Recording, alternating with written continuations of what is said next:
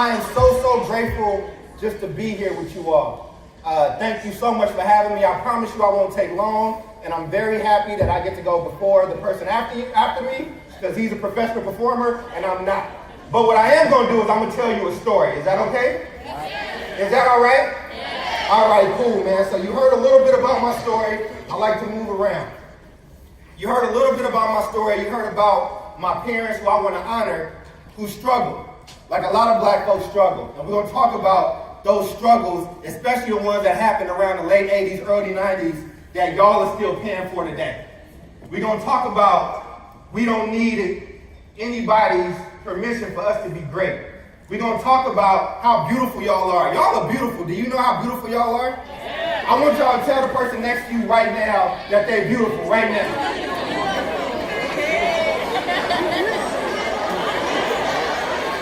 All right. I ain't getting no love. So wait. So come back. You beautiful. I know. Because there's one other thing that I need to do. There's one other thing that I need to do before we start. Y'all back with me? Yeah. You back? This doesn't just happen by itself. Somebody put this together. Somebody stressed out over this. Somebody cried over this. Somebody had to go get money for this. Somebody had to argue and fight for this. So I want you, Ms. Barfield, to stand up and her team to stand up. And I want y'all to show your appreciation for the people that put this together. Right now.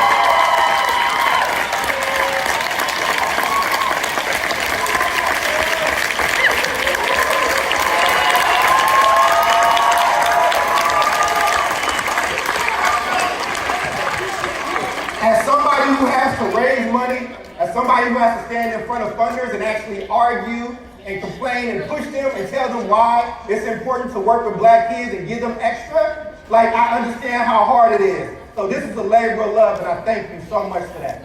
All right? So right now, we're going to be unapologetically educated. Because for some reason, there's something in our heads that when I was a kid, it was something wrong with being smart. Or that's the myth that we had to live with and come up with, right? There was an old Fresh Prince episode where he used to hide his books in a pizza box because he didn't want people to know he was studying. And that's just the dumbest thing I've ever heard. I almost cursed, but I know the baby's here. So 3 things that we need to establish off top. 1, black Grizz is not dependent on proximity to whiteness. All right? It is not. Your wealth, your worth, and your beauty is not dependent on somebody that's copying your whole style while you broke and they're making money off of copying you. We're not playing games today. The next thing is we are responsible for us. It is great to have great teachers. It's great to have great adults. It is great when other people care. But at the end of the day, you are responsible for you and your blackness, and you are responsible for each other. So what y'all need to think about is how does this room move forward together as a family after this event? How, if I live in Oakland and I know Sacramento people in here and I got to do something in Stockton, do I have numbers that I can call people? Because we don't show up alone, we show up together. We always have as black people. The other thing is you are not powerless, you are powerful. And once you understand that, somebody said with me, we are not powerless, we are what?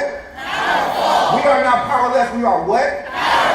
Yeah, let's do it, man. So this is my story. So I went to Westlake Junior High School. But before that, y'all heard that I went to about 11 elementary schools. From Chicago to Kentucky, and then finally here. My parents did the best they could with what they had. But they struggled. And I struggled as a result. I show this picture because this is the last time the 3 of us were together. This is at our junior high school graduation. And DeMarcus, the big brother in the middle, couldn't read.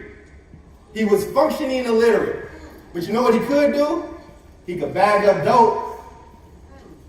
He could run the streets, and he was good at looking older than what he was. And he ended up having beef with the wrong type of folks, and they killed him in front of his house. His mama had to watch her baby bleed out. That's one of my best friends. He's in my dissertation, and Travis didn't have an easy go at it either.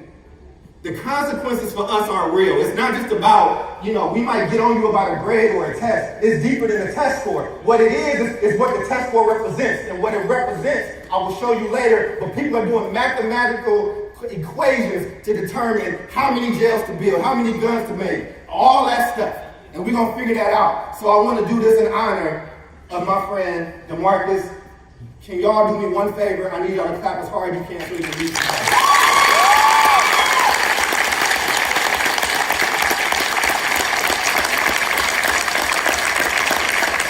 So that's me as a young one. I always had this confused look. I grew into my ears at some point. It took a minute. And that is me and my nice little tux for our dinner dance. And I like to post that just because it just reminds me, like, I didn't see innocence on the face of that little boy who should have been a little bit more innocent than what he was, right? And I'm still working that stuff off. Like, when you grow up grown, you go through this process of growing down. And so there are things that we put on young black kids, especially young black boys, and especially our young black girls, that cause them to miss out on things and they skip a few levels in development. And then they got to spend their adult years pulling it back and getting whole again. And so to the adults here, I want to make sure that we're doing two things. We are educating kids on an academic level, but they're also leaving us whole, as whole people. This is the shelter that I lived in. It's one of them. It's called the Henry Robinson. It's still up in Oakland. I don't know if it's a shelter anymore. But one of the things I remember most about this, and it was the hardest thing for my father, two things that I remember that was the hardest things for my father, and he was in jail a lot, and that doesn't even like count. The one thing that I remember was the hardest is on a Christmas when he couldn't provide for us, and it crushed him. And the second thing is when somebody that worked in this facility told my grown dad in front of his son that he had a curfew. See, we don't really talk about egos and blackness and manhood in that type of way. And as I mentioned manhood, I want to give a huge shout out because Oakland never moves alone to Chris Chapman and the African American Male Achievement that's here and the work that they've been doing across the nation. Can we give them a big hand, please?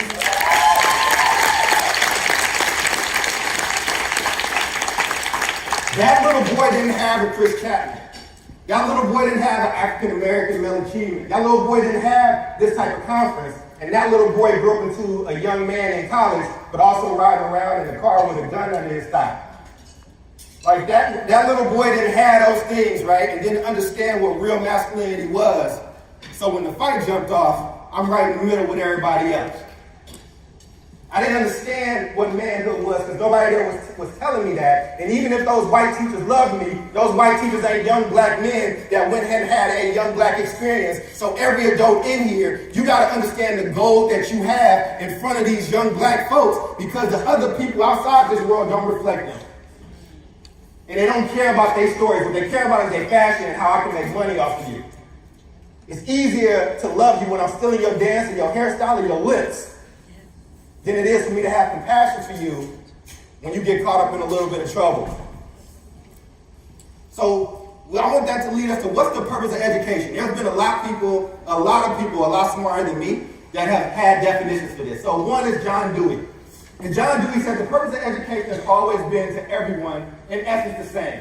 To give the young the things they need in order to develop in an orderly, sequential way into members of society. Okay? Dr. King said the function of education is to teach one to think intrinsically and think critically.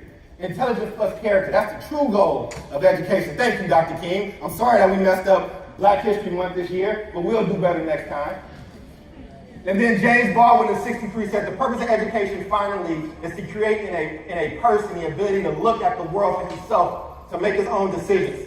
And this is what I probably would have said when I was 17. The purpose of education is to make sure I don't end up on the corner or in jail, and it's to ensure that I can make some real money someday. I had to channel my 17-year-old self because if you wasn't talking to me about cash, if you wasn't talking to me about getting out of this situation that I'm in, if you wasn't talking to me about how to get a house for my mama, if you wasn't talking to me about how to get out the hood, I didn't care about what you had to say to me. Because I thought that my worth was wrapped up in my wealth, and I thought that my wealth was wrapped up in how much money I had. And the poorest person in the world, all he might have is money. What does it cost you to get to where you need to get to? And so I want to keep coming back to this because if you don't leave with nothing else, I want you to understand that black brilliance is not dependent on proximity to whiteness. We don't need the Grammys to tell you that our musicians are dope. We don't need models that don't look nothing like the women that we have here to tell us what's beautiful and what's not beautiful. And we keep getting upset that people that don't look like us, who we not their responsibility, are not doing right by us. If you keep getting upset about the same thing over and over and over and over, and you do the same stuff, whose fault is that at that point? We got to take responsibility for us. If I take responsibility for the people to my right and to my left, instead of worrying about somebody that ain't from where I'm from to do it, I promise you I'll be better off. And that's when my life changes, when I start to take responsibility for me. And finally, we are not powerless, we are powerful. Do you know how powerless you feel when you're sleeping in a shelter? I lived in 4 shelters. One of those shelters, I had to hold on to everything that I owned because dope things that night would steal stuff and they would sell it. You know how powerless that makes you feel? That everything that you wore came out of a bargain bin at a shelter at the Salvation Army because some other kid didn't want it. I'm wearing clothes that some kid felt sorry for me that they threw into a bin. I'm playing with toys that wasn't good enough for somebody else's kids. So when I learned my power, I moved different. Because you move different when you don't feel like you got power. It's easy to stand on the corner and slang D when my life doesn't matter. When it doesn't matter what I do. If it don't matter what I do, why wouldn't I get high every day? See, they said this on Atlanta, and I wish I would have wrote this before the Atlanta episode came out. But Donald Glover on Atlanta said, people get high and smoke weed every day because in the hood you can't afford therapists. If you altering your state every single day, that ain't about trying to relax no more. That's about trying to run from something. So in this room, how are we teaching our kids to not run from something but to face it? And to not face it alone, but to face it together? So I want to show you this. And I'm going to show you 1990 to 2009 for a very specific reason. But this is white folks. This is in the 4th grade of who was actually could do math in the 4th grade, right? So in 1990, it was quite low. It was about 15%. And then around 2000, it was just under 50. All right? So if that's for the white folks, this is where the black folks was at. And the reason why I'm showing you that piece, and that, you want me to go back? Hey, you can take a picture. Got the picture? Got your picture? Okay. Angie got her picture, y'all. We can move on. The reason why I'm showing you this is because from 82 to 2000, we saw the effects of that, right? Prison population grew 500%. Both of my parents, by the way, both of my parents are jailbirds. I visited them both in jail. It was an interesting experience. I'm not visiting nobody else in jail ever again in my life, so if I love you, don't go. California built 23 new prisons. Each prison cost $280 million to $350 million. And it's funny because every time we talk about funding something for black people, guess what? We ain't got the money. We ain't got the money, right? But we invested $6.4 billion in the demise of black folks. Now, you know, Michelle Alexander wrote a great book. I don't want to go in and all to her book or whatnot, but basically what her book kind of says is that the jail system has been used to replace the slavery system, and now we have more black people incarcerated than that were ever slaves at one time. Now you got to really think about that. How many of y'all have watched the slave movie and been like, I can't live like that, I got to do something? Raise your hand if you're going to see some slave movies, because we make them every year. So, this is the thing. You don't understand that you commenting on something that you think is a long time ago, but it's happening worse right now in front of you. And guess what? Raise your hand if you know somebody in jail. Raise your hand if somebody you love is in jail. Raise your hand right now if you know a slave. Who is that? Who is that person? I try to give a history lesson every time I do a talk, so you're just going to see random black people that ain't got nothing to do with the talk, but you need to know who these people are. Who is this? Okay. Who is that? There you go. Who is that, brother? Ah. Who is that? That's Richard, man. Yeah. Look how he's looking at y'all. He's looking at y'all like, see, I still don't get no respect. Who is that? All right. So So now, let's get to the work, right? Nuance understanding of black youth and how this is how you all, as youth, how you change schools and you change communities, all right? Because y'all are not powerless, y'all are what? Powerful. Yeah, that's what I'm talking about. So there's this thing called critical social capital. And I'm not gonna get all academic, but it's important for you to know this term.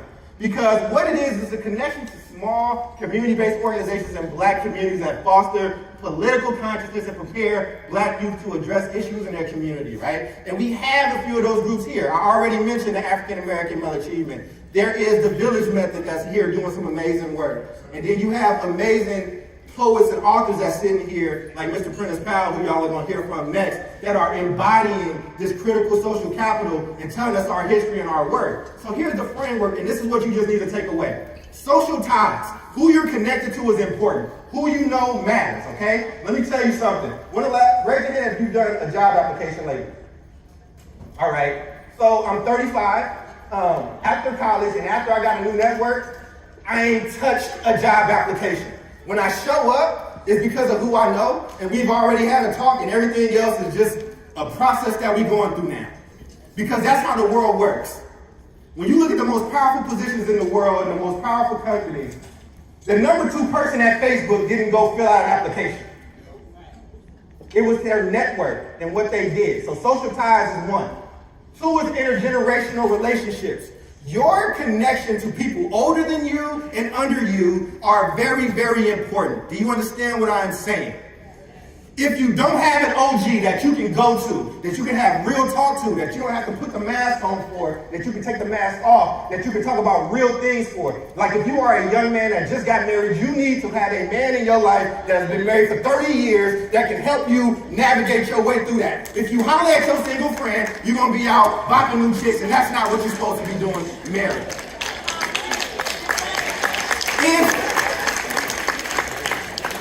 If you are a young woman and you are trying to figure out your self-worth, you need a grandmother around that's been out here, that's lived some life, to talk to you and help you navigate, to share their mistakes with you so you don't make the same mistakes. But if you go to somebody that's on the same wavelength as you and they don't love themselves, they love themselves less than you actually love yourself, then you're going to do what they do. And I'm not saying this as a perfect person. It's the reason I ain't married. Just telling you the truth. I can be honest, right? If you can't be honest around your people, then damn, it's gonna be a rough life. The last thing is connections to organizations supporting black youth. How many of y'all are connected to organizations supporting black youth? Yeah, that's a trick question. All the hands supposed to go up. That's what's supposed to happen. So I'm gonna ask again, and y'all gonna act like I didn't just ask you this question. How many of y'all are connected to organizations that support black youth? Do you know why this is important? This is important is because there are contextual issues and needs that you have that other organizations will struggle to give you, and it doesn't matter how much they love you, it doesn't matter what their intentions are, it doesn't matter how much they care. You need some folks that look and feel like you, that can love you in a way that nobody else can. That's why these black organizations are important. The path to hell is paved with good intentions.